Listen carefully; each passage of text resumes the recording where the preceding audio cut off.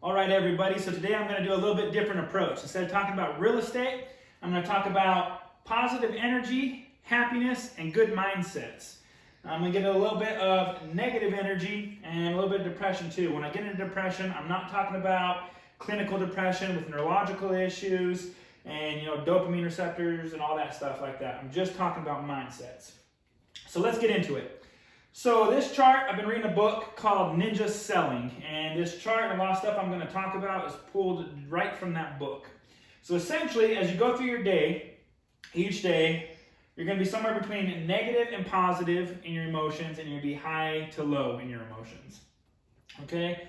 So on this chart, like I said, you have your high negative, your high positive, your low negative, and your low positive. I'm going to go into each of these different categories, break down the emotions that you're going to go through each day in each category, and we're going to talk about how to try and get and stay in these two categories.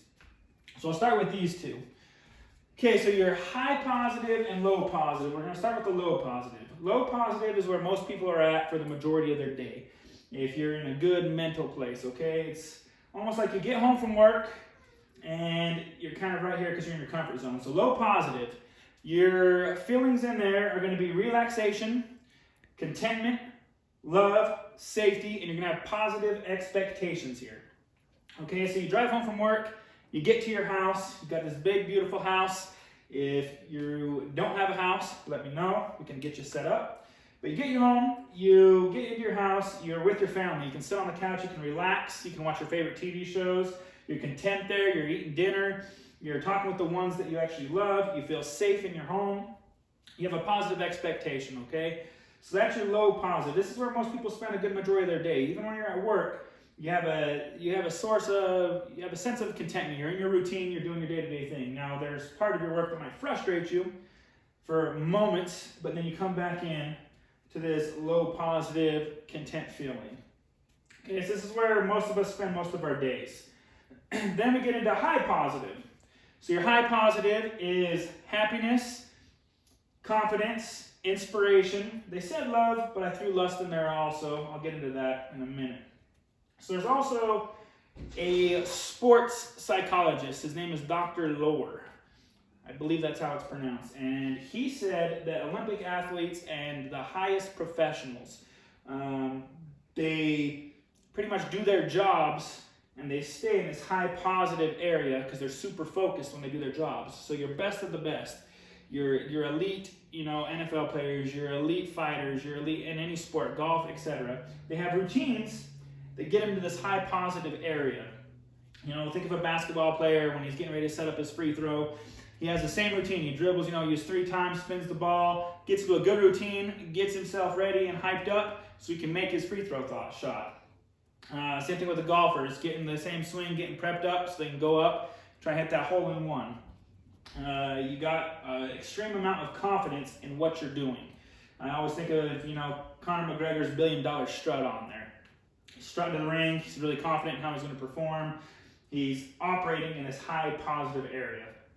Now, high positive takes a lot of energy, just like high negative takes a lot of energy. You can't stay in here. They're for moments. They're for small moments in each day. Or, in the football game, it's only for a couple hours. A fight's only for a couple hours. Whatever your job is, when you're performing at your best, it's for a minimal amount of time. And then you come back into low positive because this takes so much energy each day.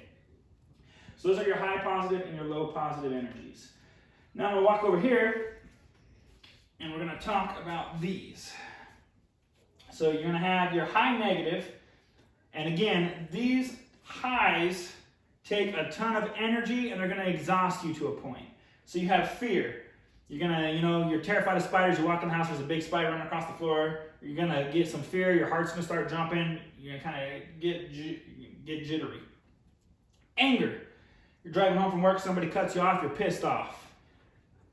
So, and frustration kind of goes right along with anger. I'm going to leave out revenge for a moment.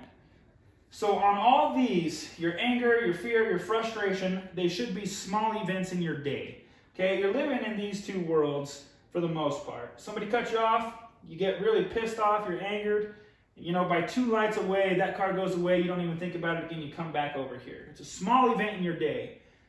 This anger should not this 2-second event, somebody cutting you off, or whatever the anger may be, it should not last the entire day. You shouldn't be taking it home with you. It shouldn't affect everybody else around you. It takes so much energy to get angry. You should come right back over here after you're done.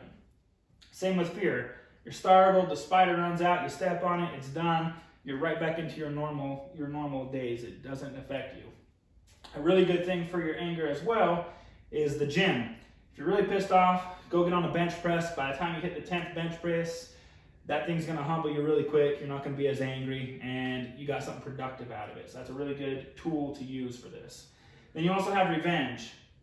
Revenge is a little bit more longer lasting than these other emotions here. Revenge can last for a while, and it is exhausting. My grandma's really into the ancestry type stuff, genealogy. And she told me a story about a family member of ours, great uncle or something along those lines, got pissed off at a guy, don't remember why, and he wanted revenge on him. So there was a bar that guy always went to. So this family member of ours went out to that bar. There's a field across the street, got a gun, waited outside the bar in the field with a gun because he was going to shoot the guy when he came out. Started snowing really bad, and the guy that wanted revenge ended up catching hypothermia. And after he sat out there all night, pretty much froze to death. And the guy that he wanted revenge on was never even in the bar. So that's how good revenge will get you. Low negative. So low negative is depression, sadness, guilt, and aloneness.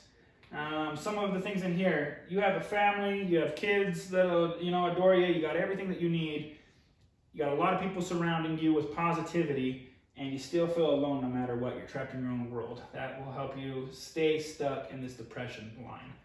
You know, something happened, somebody passed away, somebody walked out, etc. You feel guilty. You always go through these shoulda, coulda, wouldas.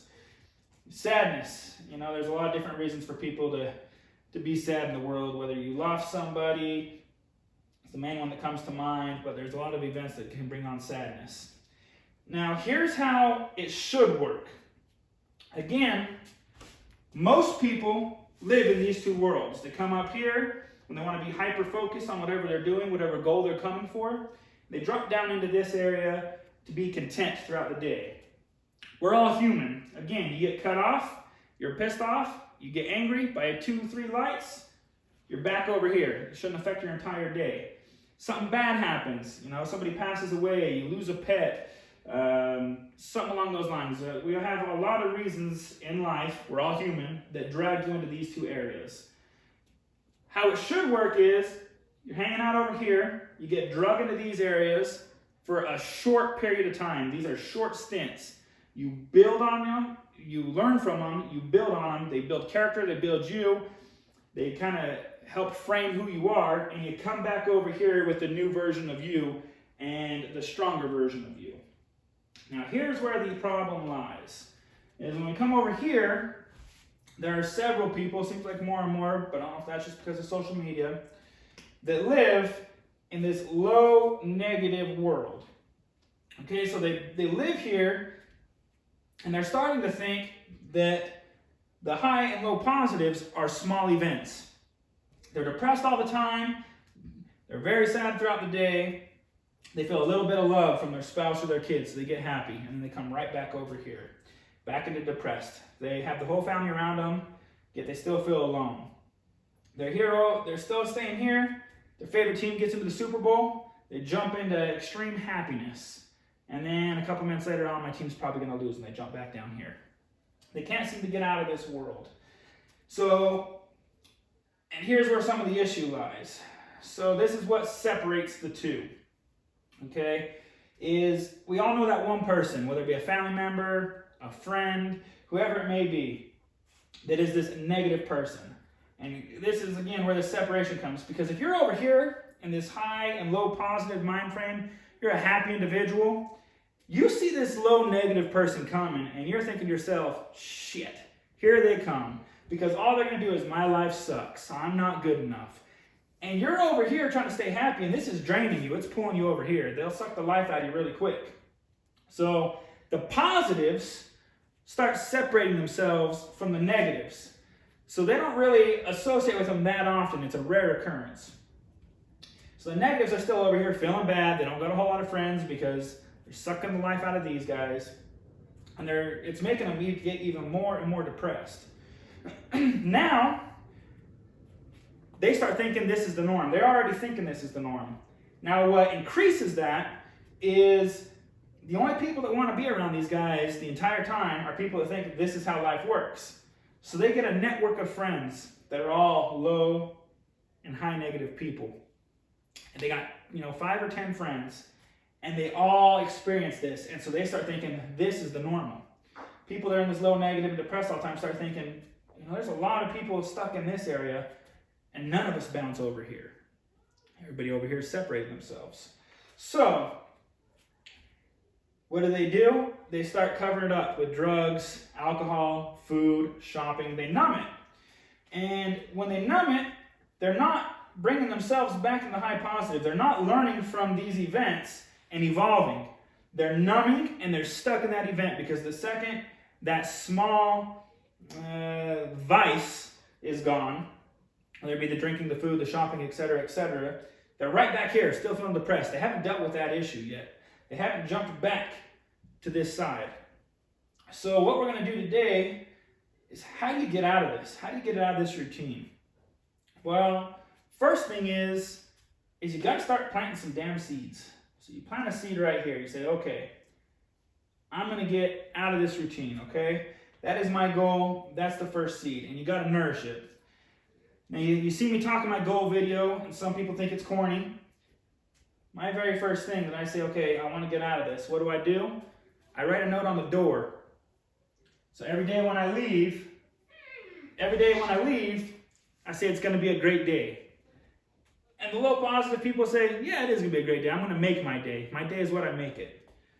You low negative people are going to be like, it's going to be a great day. And then you're going to say, but I don't want to drive in traffic. I hate my job. I hate my boss. I hate where I'm at. I should have been better.